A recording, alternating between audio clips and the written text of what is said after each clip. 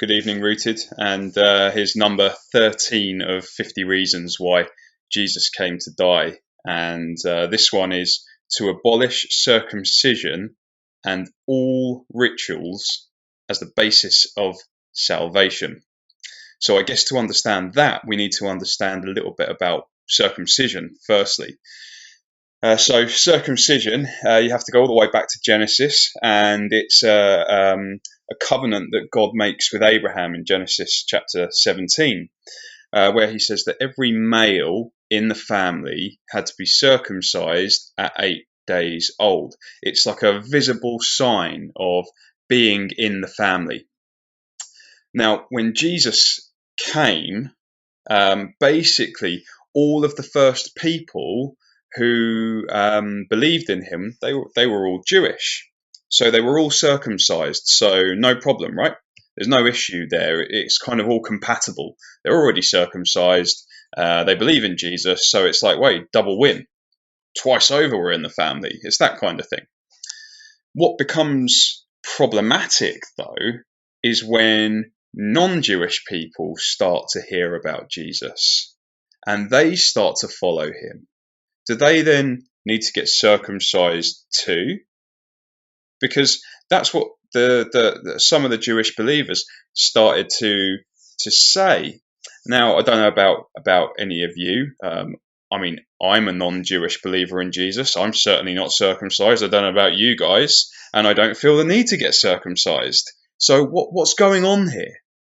Well, what some of those guys were saying is that if you do not get circumcised, then you are disobeying God's command to Abraham, and you are not in the family. You have no visible sign that you are in God's family. But the problem with that statement is the message that Jesus himself preached, and the message that all of his first disciples understood and preached as well. And that was that you're saved by faith alone in Jesus' death and resurrection on the cross. Faith alone.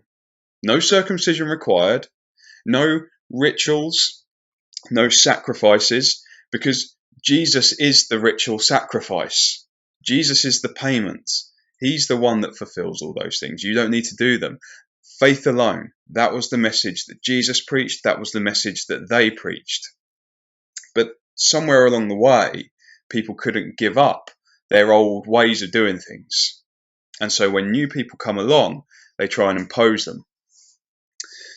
In fact, Paul, one of the early followers of Jesus, a Jew, he was a preacher to the non-Jewish people, and he understands circumcision as a future sign of circumcision of the heart. This is how he puts it in Romans 2:29. He says, "No, a person is a Jew who is one inwardly, and circumcision is circumcision of the heart by the Spirit, not by the written code. Such a person's praise is not from other people, but from God." In other words, what Paul is saying is a changed heart is what marks people out as belonging to the family of God. It's not what you appear to look like on the outside that matters. It's the state of your heart before God. It doesn't matter if you do all the right things. It doesn't matter if you say all the right words. It doesn't matter if you are at every single rooted session, every single Zoom rooted meeting at the minute. It doesn't matter if you watch all of the Corona Chronicles. It doesn't matter if you are at both services on a Sunday, morning and evening. It doesn't matter about all of those outward things where you appear to be outwardly doing all the right things, saying all the right words. You appear to be in the family. You look like you're in the family, but inwardly, where is your heart? How is your heart? So the question we need to answer then is, what is a circumcised heart? What is a heart that God values?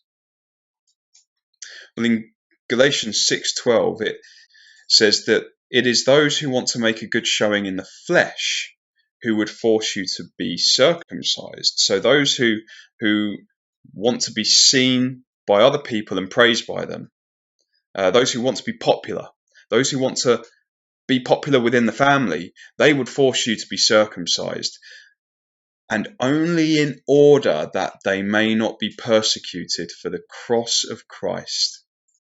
And that really is the crux of what we're saying here, because Paul is saying in that statement that those who want to be loved and recognized by people, they are the ones who say that you have to do this thing or that thing to fit in, and if you don't, then you're out the family. But Jesus says at the cross, simply trust in me and you are in the family.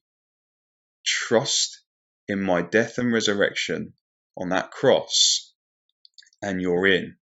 The heart that God values, the heart that is circumcised by the Spirit, is a heart that trusts that his Son has saved it. And so Jesus comes to address your heart. He doesn't come just to put you in Rooted for the sake of it. He doesn't come to just put you at Cornerstone Church for the sake of it. He doesn't come just to surround you with what I think is a fantastic youth group and is full of really good friendships and relationships.